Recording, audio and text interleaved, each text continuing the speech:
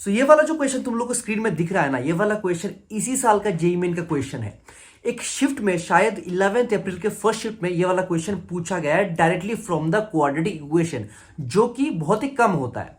वैसे तो देखो क्वाड्रेटिक इक्वेशन का जो एप्लीकेशंस होता है वो किसी भी मैथ के स्टेप में कभी ना कभी यूज हो जाता है, बट डायरेक्टली क्वेश्चन कम ही आता है। और अगर आता भी है तो ऑब्वियसली एक क्वेश्चन आता है जो कि इस शिफ्ट में आया है। एंड इसको करते हुए बहुत सारे बच्चों को प्रॉब्लम भी फेस करना पड़ा।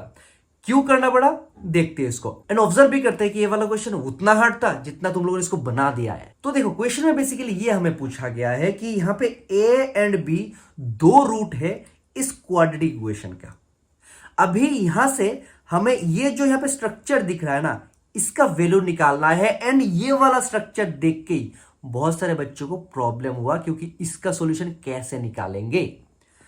अभी देखो इसे करने के लिए एक चीज आप लोगों को पता होना चाहिए कि अगर एक क्वाड्रेटिक इक्वेशन दिया जाए जो कि यहां पे दिया गया है x square minus 7x minus 1 equal to 0, इसका अगर रूट तुम्हें पता हो तो वो रूट इस इक्वेशन के द्वारा सेटिस्फाई होता है।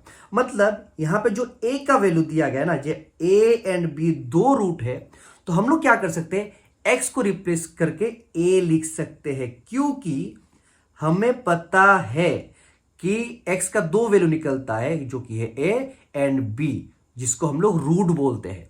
तो यहां से हमें एक इक्वेशन मिला कि a square minus 7a minus 1 equal to 0। यानी यहां से हम लोग ट्राई करते हैं कि a square minus 1 equal to क्या निकलता है। तो यहां पे निकल गया 7 है। अभी क्या करते हैं, बोथ साइड में होल स्क्वायर कर देते हैं। अगर तुम लोग यहां पे बोथ साइड में होल स्क्वायर करते हो तो सॉल्व करके क्या आ जाएगा, होल स्क्वायर लगा के a to the power 4 plus 1 minus 2a square is equal to 49a square. And यहां से a to the power 4 plus 1 मिल जाता है 51a स्क्वायर। समझ में आया। अभी देखो मैं तुम्हें बोलता हूं कि यहां पे b to the power 4 plus 1 का वैल्यू क्या होगा ये बताओ। तो देखो यहां पे सेम b भी रूट है, तो हम लोग x को रिप्लेस करके b भी लिख सकते हैं। तो सेम स्ट्रक्चर आ जाएगा b के लिए भी, b स्क्वायर माइनस 7a नहीं 7b होगा माइनस 1 इक्वल टू 0। एंड यहां से सेम तरीके से सॉल्व करते हुए हमें मिल जाएगा b to the power 4 plus 1 51b square. ये दो वैल्यूज हमें ऑलरेडी मिल चुके हैं। अब इसका यूज क्या है देखते हैं, वो जो हमें क्लस्टर वाला स्ट्रक्चर दिया है इसे लिखते हुए।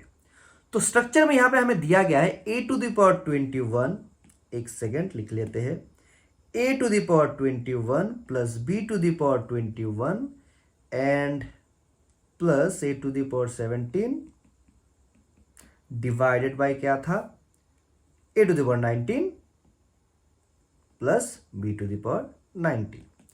अभी यहां पे क्या करते हैं, जो a का टर्म्स हमें दिख रहा है इसको एक साथ लेते हैं एंड क्या कॉमन जाता है ले लेते हैं।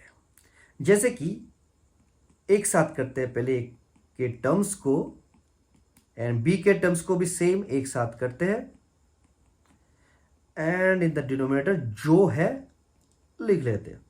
अभी देखो कॉमन क्या जा रहा है, a to the power 17 and common लेने के बाद यहां पे आ रहा है a to the power 4 plus 1 जो कि हम लोगों ने ऑलरेडी निकाल चुके हैं। सिमिलरली यहां पे भी b to the power 17 common लेंगे तो इससे b to the power 4 plus 1 आएगा divided by a to the power 19 plus b to the power 19। अभी करना क्या होगा, इसके वैल्यू को इससे रिप्लेस कर देना है। तो हम लोग यहां पे ले सकते हैं a to the power 17 into 51a square plus b to the power 17 into 51b square divided by a to the power 19 and b to the power 19। अभी देखो यहाँ पे 51 हमें दिख रहा है, कॉमन ले सकते हैं, ऑब्वियसली ले सकते हैं, ले लो कॉमन। कॉमन लेने के बाद a to the power 17 into a square हो जाता है a to the power 19 plus यहाँ पे भी हो जाएगा b to the power 19 divided by क्या आ रहा है, सेम चीज। तो यहां पे हम लोग क्या कैंसिल नहीं कर सकते, बिल्कुल कर सकते हैं। करने के बाद अपना सॉल्यूशन क्या आया 51। तो यहां से अपना करेक्ट ऑप्शन क्या हो जाएगा? ऑप्शन 1। अब यहां पे एक चीज ध्यान रखना है कि ऐसे टाइप का अगर क्वेश्चन आया ना, तो यहां पे मोस्ट ऑफ द केसेस में क्या करना है कि यहां पे alpha plus beta is equal to minus b by a, alpha into beta is equal to c by a, ऐसे करते हुए सोल्यूशन बहुत ही कम यूज होता है। उसमें मेन प्रायोरिटी हमें क्या देना है, क्योंकि अल्फा एंड बीटा या फिर यहां पे दिया गया है ए एंड बी, दो रूट है, तो इसको उस इक्वेशन में बिठा के सेटिस्फाई करवा दो एंड वहां से ए का डिफरेंट वैल्यूज निकाल सकते हो। एंड अगर कोई क्वेश्चन डायरेक्टली क्वाड्रेटिक क्वेश्चन से आ जाए तो मोस्ट ऑफ द केस में यही तरीके से सॉल्व होता है। तो नेक्स्ट टाइम से अगर कोई भी क्वेश्चन क्वाड्रेटिक क्वेश्चन से आए तो सॉल्यूशन इस प्रोसेस से करने की ट्राई करना। तो आई होप आप सभी को समझ में आया है कि इसको सॉल्व कैसे करना है। एंड ये वाला क्वेश्चन क्या उतना हार्ड था? कमेंट में जरूर बताना।